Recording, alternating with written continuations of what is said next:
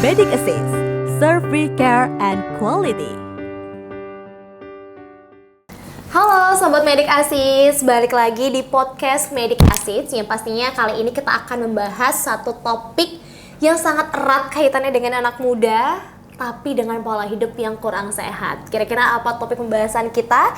Yaitu adalah penyakit jantung pada anak muda. Dan pastinya bukan aku sendiri aja yang akan membahas penyakit jantung pada anak muda, tapi di sampingku sudah kedatangan dokter yang akan menjelaskan lebih lanjut kira-kira faktor-faktor apa aja sih yang menyebabkan terjadinya penyakit jantung di usia muda. Langsung saja kita sambut bersama Dr. Aryawan Putra atau yang akrab disapa Dr. Alik. Om Swastiastu.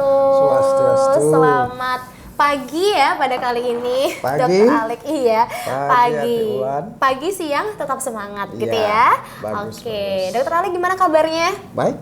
Baik, di Ya. tengah-tengah cuaca yang agak-agak tidak jelas ini, tidak menentu. Apapun cuacanya, apapun hujannya, apapun badainya berlalu, Oke. kita tetap semangat. Tetap semangat, harus Ya. tetap jaga kesehatan ya dokter ya.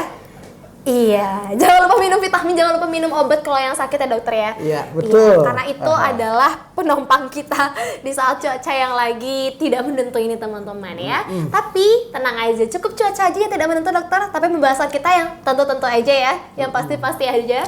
Oke, kita bahas tentang penyakit jantung pada anak muda dokter ya. Mungkin kalau dari segi topik agak serem banget ya. Udah masih muda udah kena jantung, udah kena penyakit jantung. Tapi secara tidak sadar ternyata itu ada realita yang paling besar loh di masyarakat dokter. Kalau misalnya ternyata anak muda dengan pola hidupnya yang beragam itu sudah terkena penyakit jantung gitu. Kira-kira dokter sempat nggak ketemu sama pasien yang ada riwayat penyakit jantung bahkan masih muda? Ada sih beberapa. Paling muda itu kelas berapa? SMA ada? Mungkin saya perlu perjelas lagi Ya. ya. Sebenarnya penyakit jantung itu luas. Wah. Luas dari lahir, dari dalam kandungan, Ya, lahir, ini bayi. juga bayi, itu ada Ya, kan? itu ada ya. Kemudian dari faktor keturunan juga ada. Betul. Nah, sekarang yang kita bahas di sini lebih menyempit lagi tentang penyakit jantung koroner. Oke. Ya. Koroner ya. Sebenarnya jantung itu apa sih? Jantung itu adalah otot. Otot. Karena dia memompa darah. Ya, otot. Jadi otot tuh untuk hidup dia perlu darah. Jadi fungsinya otot itu untuk memompa, ya, Oke. memompa. Kemudian koroner ini nggak jauh-jauh sih, koroner itu nggak jauh-jauh dari bahasanya itu berasal dari koronaria, yaitu arteri. Jadi pembuluh darah di jantung. Nah, di sini yang sering terjadi yang kita bahas hari ini adalah masalah tentang jantung koroner pada anak muda ya. Mungkin salah satunya karena perilaku ataupun pola hidup yang tidak ya, sehat. pola hidup yang tidak baik. Betul. Oke. Jadi jantung koroner secara umum bisa digambarkan suatu kelainan di arteri atau di pembuluh darah arteri di jantung, yaitu di arteri coronarius ya. Yaitu adanya semacam plak atau endapan lemak di sini. Dan hal ini tidak berlangsung begitu saja. Oke. Jadi hal ini berlangsung dalam waktu jangka yang sangat panjang. Nah, gitu misalkan. Tapi nggak tiba-tiba ya dokter, Nggak. misalnya nggak makan sehat sekali, makan seblak gitu bisa tiap hari, terus tiba-tiba besoknya langsung kena penyakit jantung. Nggak juga kayak gitu ya, tapi gimana siklus pola hidupnya ya dokter ya. Kalaupun misalkan ada ciri-ciri ada sesuatu di jantung seseorang misalkan ya. Kurang dari 50% dia tidak akan menimbulkan gejala. Oke. Jadi mereka tidak tahu apakah mereka menderita suatu kelainan jantung apa enggak. Nah, ketahuannya lebih banyak pada saat mereka melakukan aktivitas yang berlebihan. Oh ya. Seperti capek, kemudian ataupun olahraganya pun olahraga yang pakai target ya. Target apa? Lari, sepak bola. Nah, yang berat-berat ya. Nah, jadi dia akan merasakan suatu sensasi nyeri di dada. Gitu. Kemudian sesudah itu, kemudian dia diistirahatkan, nyeri itu akan hilang. Akan hilang dengan sendirinya. Nah, itu sebenarnya sudah salah satu Tanda-tanda ya. tanda-tanda.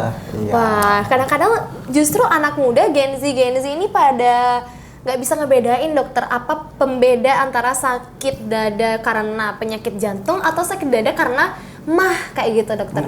Ya, itu perbedaannya di mana? Ya, di sini ada istilah sakit jantung sama mah atau orang sering bilang angin duduk.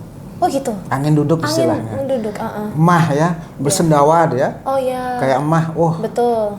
dengan ada nyeri tapi itu nyerinya di ulu hati. Oh ya. Ya, itu bedanya nyeri. Kalau gejala sakit serangan jantung itu nyerinya tuh sangat khas, menusuk dia.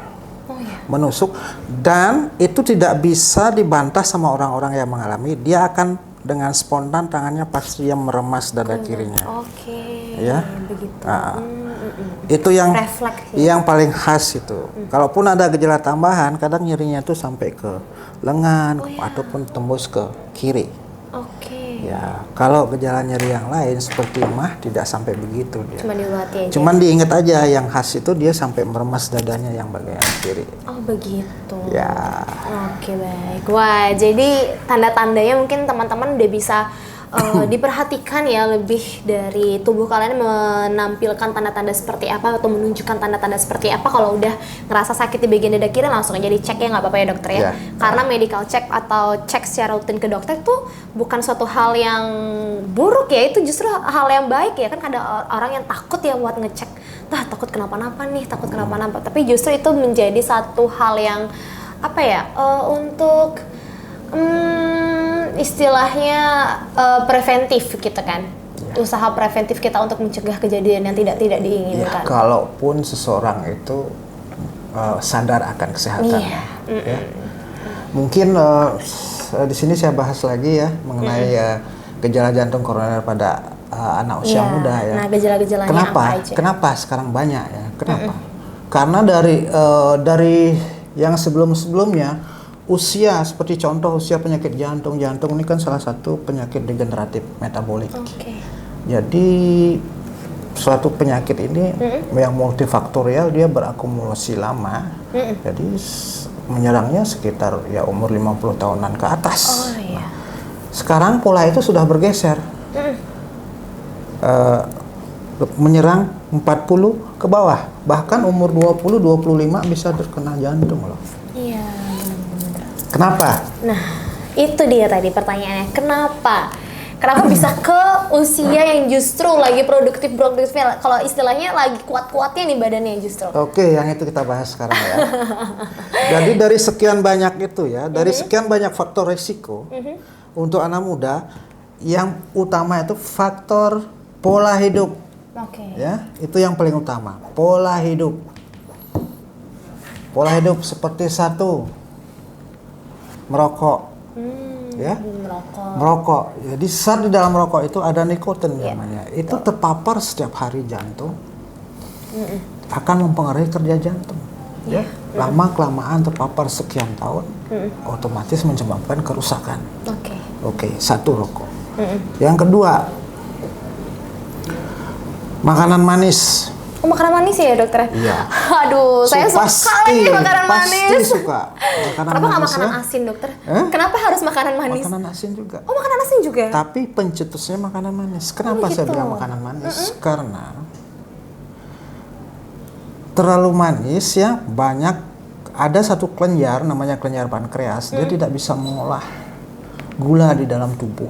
Karena setiap hari dia dijejali sama yang manis-manis ya. Sampai dia tidak bisa meregulasi, terjadilah proses radang di pembuluh darah. Oh, awal mulanya radang dulu. Ya. Radang pembuluh darah dulu. Oke, saya lanjut lagi ke faktor yang lain. Nanti ini berhubungan antara manis dengan radikal bebas. Wah. Ya. Yang ketiga apa tuh dokter? Faktor yang ketiga? Radikal bebas. Ya. Iya. Ini hubungannya dengan proses oksidasi ya. Radikal bebas itu seperti contohnya, mungkin Dek Ulan tahu? Apa itu? Apa itu ya? Makanan-makanan yang mengandung senyawa radikal bebas. Kayak gini, apa ya? Momogi yang isi asap bukan ya? Makanan-makanan zaman now, ya. Zaman-zaman now. Ya. Wow. Fast food, junk food, ya. Ya, fast food jadi diolah secara cepat, ya. Minyaknya itu dipanaskan, diolah secara cepat. Itu kan proses oksidasinya tuh sangat tinggi, ya. Jadi itu sebagai contoh, ya. Seblak dan lain-lain. Tapi saya tidak menyalahkan makanannya, ya. Nanti saya salahkanlah orang yang mau nanti saya konsumsinya. diprotes sama penjual makanan, ya. Cuman dibatasi, ya. Iya betul. Nah, Dikontrol lagi ya dokter ya. dikontrol. Kemudian, nah itu pola hidup, ya, kontrol perilaku. Nah itu masuk sekian lama, sekian hari, sekian bulan, sekian tahun tubuh kita dijejali. Nah, masuk dia ke arteri ini, salah satunya masuk ke pembuluh darah jantung di arteri koronaria ini, arteri yang terbesar di jantung. Nah itu menimbulkan proses radang, proses oksidasi, teroksidasi, timbul radang. Nah di pembuluh darah itu timbullah awalnya terjadinya penyempitan koroner itu, awalnya ada radang, timbullah semacam luka dia, luka. Kemudian masuk zat-zat yang lain seperti kolesterol, lemak, makan minyak setiap hari, ya, tambah makan manis, gula. Jadi dia mengendap dia di luka itu, mengendap banyak. Akhirnya pembuluh darah jantung itu menyempit dia. Itu sudah menyempit. Belum 50% kita belum tahu. Cuman kita taunya pas ada aktivitas berlebihan, lari cepat, gitu ya. ada serangan nyeri dada kiri, jantung. Degup jadi lebih cepat gitu ya dokter atau gimana? Iya, karena dia baru ketahuan. Karena dia gitu ya, maksa banget. Ya, seperti kan kasus banyak nih. Iya. Artis itu. Betul, ini juga yang mau dibahas. Ashraf Sinclair, ya. Siapa lagi? Habis olahraga kan itu biasanya. Habis olahraga. Nah, itu kan di-push tuh, dia push olahraga. Kemudian ditanya, diwawancara, dia nggak pernah ada riwayat jantung, nggak pernah ada dia. Ya, Haji Mas Said habis olahraga terkapar. Ya, langsung nggak ada. Ya, nggak tahu. Nah, berarti itu sebenarnya itu sejenis silent killer juga nggak dokter, kayak serangan jantung gitu ya? Hampir sama dengan hipertensi ataupun tadi stroke. Kita bahas ya, hipertensi. Sebagaimana kita ketahui, ya, 3 penyakit yang paling mematikan di dunia, bahkan di Indonesia, yaitu penyakit pembuluh darah, ya, jantung, stroke, hipertensi, itu sering berkaitan. Nah, gitu. Itu salah satunya, ya, dari faktor makanan, ya. Kemudian faktor yang lain, stres. Stres juga bisa berarti. Stres sangat berpengaruh. Sangat berpengaruh. Sangat berpengaruh, ya. Karena kayak hampir semua penyakit itu berasal dari pikiran ya dokter ya. Iya. Bahkan hampir dibilang apa ya, dari faktor perilaku itu hampir 70-80% itu dari stres. Kenapa bisa begitu? Apa hubungannya dengan penyakit jantung koroner? Ya, lagi-lagi stres itu kan suatu keadaan yang apa ya? Yang jelek, ya. Yang jelek. Yang negatif lah. Yang negatif, ya. Nah, itu jadi kerja jantungnya terganggu. Terganggu, ya, kemudian berhari-hari, berbulan-bulan kayak gitu, ya, otomatis pengaruh juga dia. Nah, anak muda nih sudah makan kayak gitu, stres lagi, begadang lagi. Nah, sebenarnya begadang itu berpengaruh nggak? Begadang lagi. Oh my god. Nambah ya teman-teman. Iya, tapi gimana ya? Itu perkembangan zaman, ya. Itu perkembangan zaman. Bahkan tapi ada yang tuntutan pekerjaan loh dokter. Saya punya temen yang dia tukang editor dan sebagainya. Mungkin baru dapat ide itu waktu malam, dok. Jadi dia baru aktif berkegiatan itu kadang-kadang tuh dari jam 9 ke atas. Jam 9, 10, 11 bahkan begadang sampai jam 3 pagi. Jam 3 pagi, jam 4 terus besoknya ada kegiatan kampus lagi dan sebagainya. Kalau mengenai hal itu kan tidak setiap hari begitu.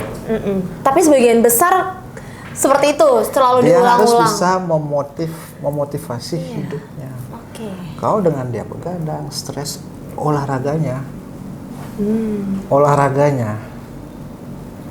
healingnya dia, nah itu perlu. Iya. Ya. Jangan setiap hari tubuh itu dikasih Diporsir hormon terus stresor ya, stresor. Yang keluar tuh kortisol. Nah, ini bahagianya nggak ada ini. Nah, itu harus diseimbangkan Harus happy ya. Harus diseimbangkan ya. Gitu caranya. Oke. Tapi bener nggak dok kalau misalnya dari pukul, saya sempat searching juga di Google dan dapat informasi kalau dari pukul 12 sampai jam 2 pagi itu jantung kita tuh lagi istirahat gitu atau gimana? Itu mitos atau fakta sebenarnya dokter? Karena dibilang pokoknya aku mau tidur dulu sebelum jam 11 tapi nanti setelah jam 2 aku bangun lagi lanjutin belajar kayak gitu. Karena dari jam 12 sampai jam 2 itu jantungnya lagi istirahat. Itu mitos atau fakta dokter?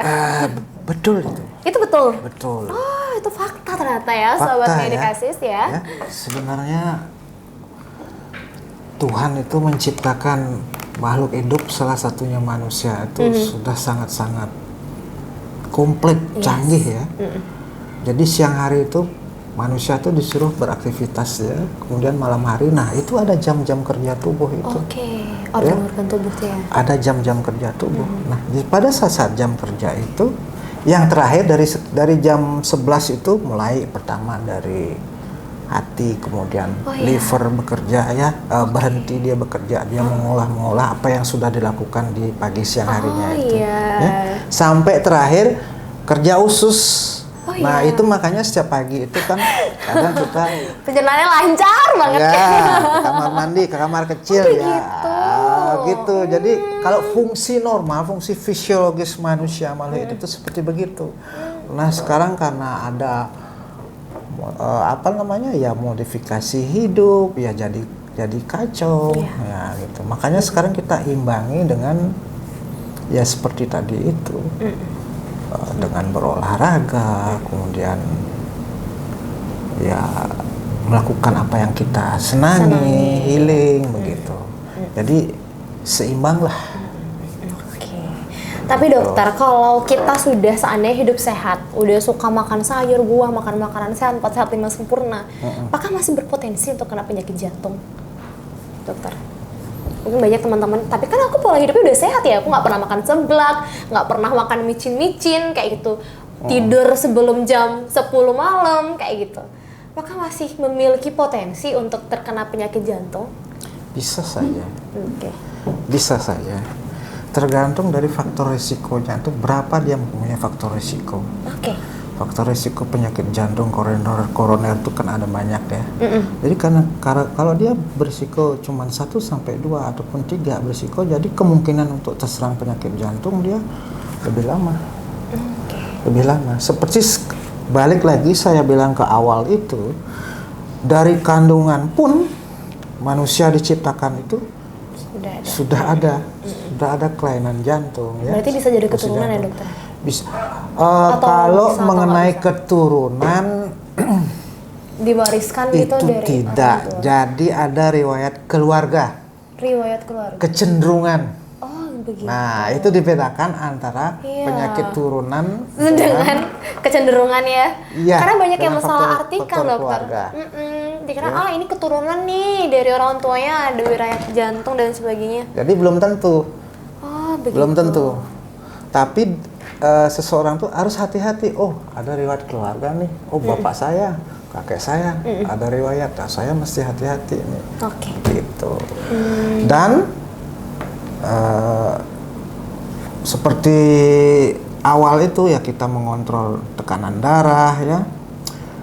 Sebenarnya itu niat aja kok. Coba kita kalau mau iseng lah, kontrol tekanan darah kita. Sedini mungkin, preventif ya, kita bisa tahu ya. Kalaupun misalkan tinggi, yang normal itu 120/80. Nah, kalau misalkan lebih dari 140/90, sudah ada tanda-tanda nih. Belum tentu kita minum obat, cuman kita memodif pola hidup kita. Nah, begitu. Oke, tadi kita udah bahas tentang faktor-faktornya, makanan-makanan tidak sehat itu berpengaruh, stres, olahraga yang berlebihan, rokok dan sebagainya. Nah, kalau seandainya sekarang anak muda kan pada mager-mager ya, dokter ya. Kalau seandainya sekarang nggak mau olahraga, itu kena nggak? Betul. Oke, nggak mau olahraga justru juga kena ya. Itu, ya. Wah, ini kalau di penyakit jantung bisa ngomong segala macam tindakanmu salah semua kalau ketemu sama aku gitu. Itu kalau penyakit jantung bisa ngomong kayak gitu ya. Ya, itu ya. Sudah begadang, mager, tapi memang otaknya happy ya. Otaknya happy, dia kongko-kongko sama temennya, tapi dia begadang, dia mager, tuh sekian lama, jantungnya nggak kuat, mestinya istirahat jantungnya, jadi kerja nggak ada istirahatnya jadinya, kapan istirahatnya jantungnya. Nah, itulah jadi dari kecenderungan itu, jadi atau semakin banyak faktor risiko yang dimiliki oleh seseorang itu akan pengaruh sekali, dia bisa kena penyakit jantung koroner yang muda usia begitu. Jadi benar-benar harus seimbang ya dokter ya. Ya. Satu lagi. Ya. Jadi prevalensi itu apa ya, Bulan? Apa ya prevalensi? Mungkin ya? tahu ya. Prevalensi itu semacam apa nih yang dimaksud dokter nih? Angka. Iya. Jadi angka yang menunjukkan data di suatu titik, yaitu menunjukkan insiden daripada pria dan wanita lebih sering laki-laki kena. Iya, itu kenapa? Penyakit koroner. Dari segi gender. Kenapa?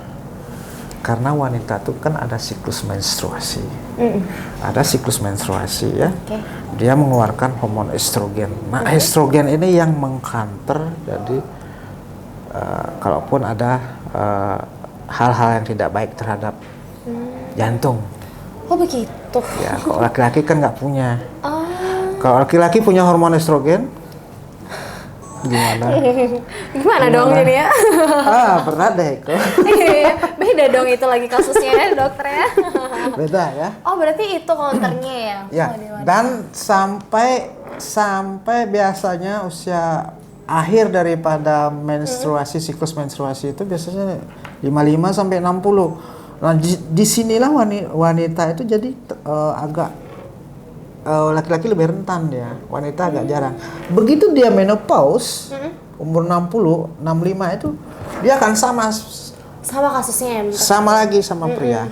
Karena sudah selesai. Sudah selesai, tidak ada hormon estrogen lagi. Nah, sama, jadi kecenderungan buat kena.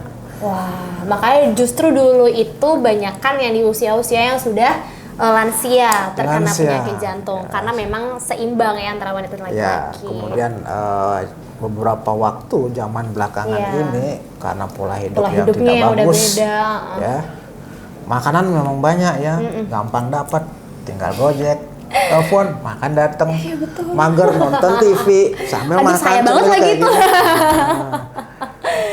Jadi ya kita tahu diri lah, sedikit cukup. Iya. Nah, Oke, luar biasa.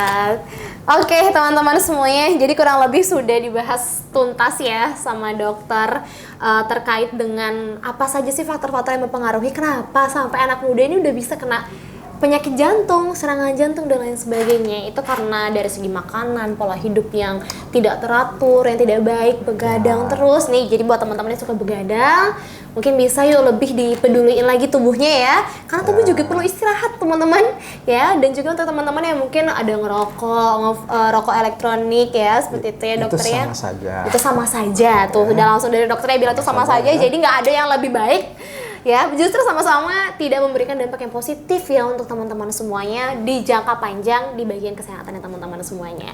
Oke, mungkin sekian untuk podcast kali ini. Dokter terima kasih banyak sudah membersamai kita, sudah berbaik hati untuk kita berbagi ilmu dan juga peringatan-peringatan kecil lah untuk teman-teman di luar sana untuk semakin aware lagi sama diri, semakin peduli lagi sama makanan-makanan yang dikonsumsi, pola hidup yang lebih baik dan lebih sehat lagi. Karena kan semuanya pasti ingin berumur panjang ya. Semuanya pasti ingin berumur panjang dan juga lebih bahagia lagi tentunya ke depannya. Berumur panjang dan sehat. Iya, berumur panjang dan sehat. Jangan berumur panjang tapi sakit ya, dokter. Iya. Itu stres dan tersiksa ya. Iya. Berumur panjang dan sehat. Untuk itu tetap jaga kesehatan, sebarkan video ini untuk keluarga, orang tua dan juga teman-teman kalian yang membutuhkan. Oke, sekian dari kami. Terakhir mungkin aku tutup dengan Medic Assist, serve with care and quality. Bye. Oke.